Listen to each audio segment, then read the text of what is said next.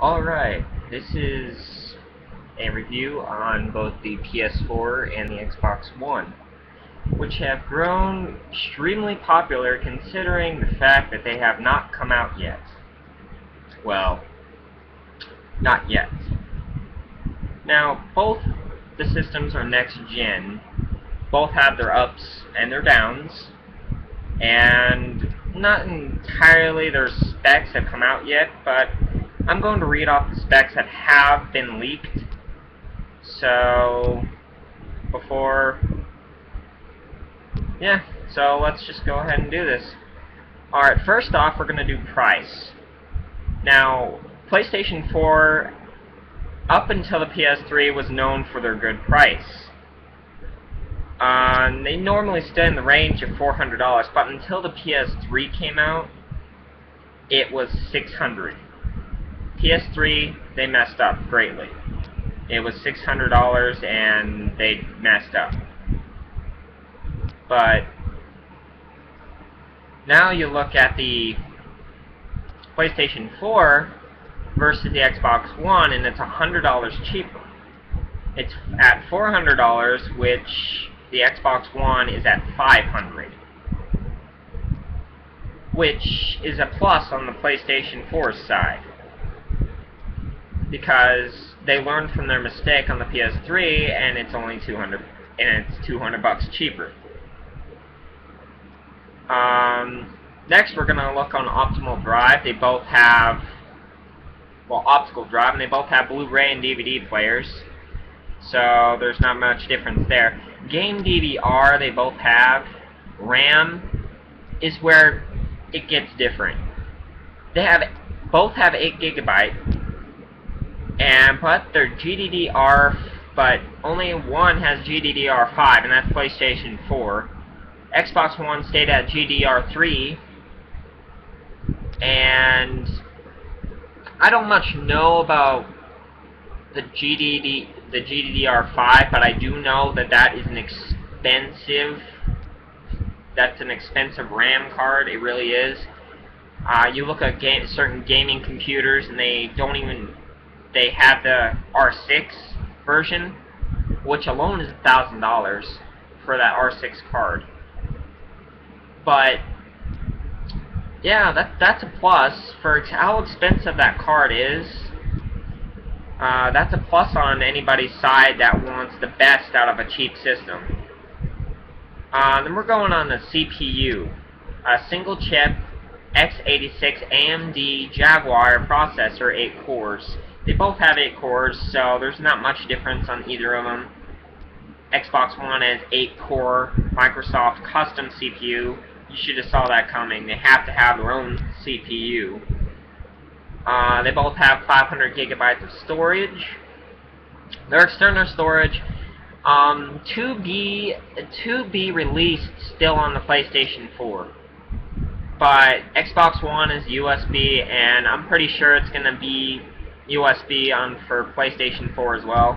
They're going to probably both hold terabyte external hard drives and stuff like that. I'm pretty sure that's going to happen. Cloud storage they both have. And here's where things get really bad. Really, really good and really bad. Alright. First, we're going to do PlayStation 4.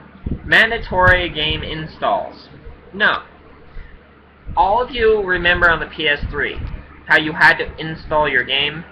Well, apparently PS4, Sony realized their mistake, and in the PlayStation 4, they changed it. So it's no longer a mandatory game install, and now you don't have to install your game to play. Xbox One, unfortunately, you have to. And that's a negative side to the Xbox One, because Xbox 360 is such a great system. And don't get me wrong, I am not choosing sides. I have both systems, so I'm not choosing sides. I like them both. But Xbox One really, it kind of dropped out for me on that point. So that's a negative on the Xbox side. Required internet connection, obviously not for Sony, because Sony's made some amazing games and amazing consoles. PlayStation 3 kind of differing on that range, but still, it didn't require internet to play it. But unfortunately, on the Xbox One side, you require internet, which is really bad for Microsoft. Because some people don't have internet, and it just drops the system out for a lot of people. Because times are tough, and people can't really afford internet as well with the gaming systems, so that's a downside. So if you don't have internet, don't bother getting Xbox One. Used game fee. PlayStation 4, no. You have no used game fee. Xbox One, yes. The reveal on the Xbox One really pissed off a lot of gamers because they're not going to have the games allowed to be sold as used or rented. And if you want to borrow a game from a friend, you have to pay a fee even though you've bought it. So that's really bad. Really bad. PlayStation 4 and Xbox One are neither of them are backwards compatible, which actually makes sense if you think about it. Because they're both next generation, and just like the PS3 has done in the past, they normally set out the next generation in beta to see all the fails and mess ups they made in the system, and then they release the upgrade to it. And just like they did with PS3, how it wasn't compatible with PS2 games for a long time, but then they released another, and it was indeed compatible. But I don't know about this one, because they're both next generation. It's supposed to be massively powerful systems. And I would just keep your later gen systems just in case, because you may still need them. Cross-game chat, they both have it. So if you're playing a game and you want hints while you're playing the game, you can get hints while they see you playing, and they can show you, they can tell you where to go, what to do, stuff like that. That's an upside for both. I think that's great. Motion control, DualShock 4i and Move for the PlayStation 4. Not required, mind you. Not required. But it's more expensive, probably $50 to $60 for it extra.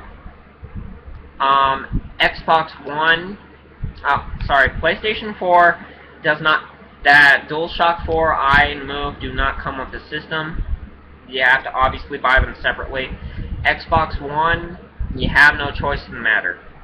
Connect to, it comes with the system regardless, which is a downside for people like me. I don't like motion control, and it's required to operate the system, which sucks. It really does.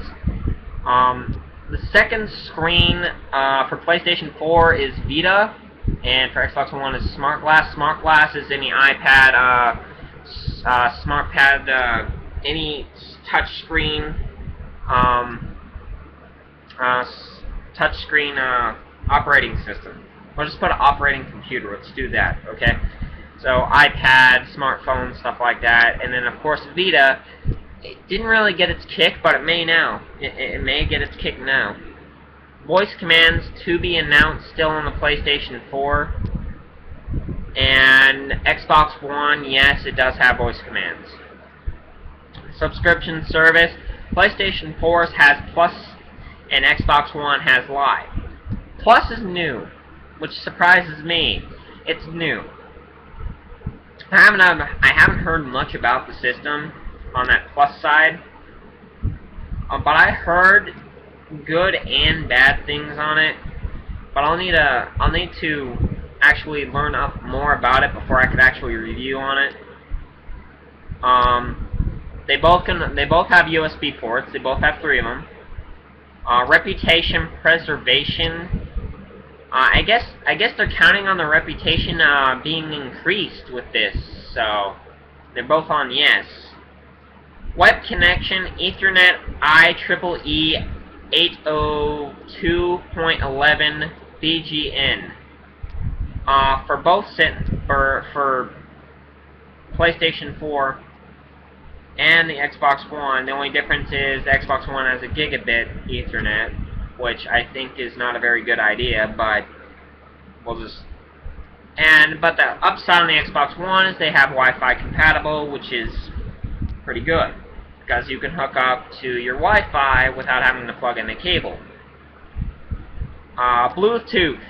PlayStation 4 has one. Yes, so you may be able to talk to your family members while you're playing a game or doing other stuff. I don't know the whole deal on the Bluetooth thing, though. Xbox One does not have it. Okay, does not have it. AV hookups, HDMI, 4K support, analog component, RCA, optical output for the PlayStation 4. Xbox One has HDMI input and output, 4K support, and optical output as well. The RCA is different. Analog and RCA are the only things different. And I think input as well, but not much difference there. This is a big difference. Big difference. PlayStation 4 is not region locked, meaning that if you live in, let's say, if you live in the United States and you want to go play in Australia because you're moving, you can do that. It's not region locked. However, Xbox One is region locked, and by the sounds of it, it is region locked in the United States, which sucks, because that means if you go and move to a separate country, you have now a useless system on your hands. You cannot use it. So, from what I've read so far with the 3 months I still have left, it is a very nice system.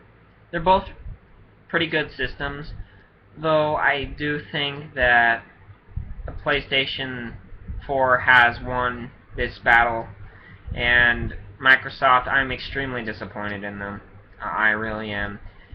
They're just becoming too money hungry, and they're becoming greedy, and they're not thinking of the gamers. They're not thinking of the gamers, they're not thinking of the consumer. They want to get more consumers, and they're doing it all wrong. Sony has done it right. That Microsoft should pay attention to the revolutionary Sony company that made the first disc system ever created. And they should learn from them, because they know how to get consumers to buy a system. But Microsoft got too greedy, and I don't think their system is going to last very long. I think that Microsoft has officially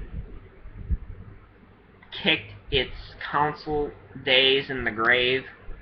I don't think Xbox One is going to last very long, but we will see, and maybe I'm wrong. I kind of hope I am. I mean, I love PlayStation. I was born on PlayStation, but I kind of like Xbox too, but still, it's different.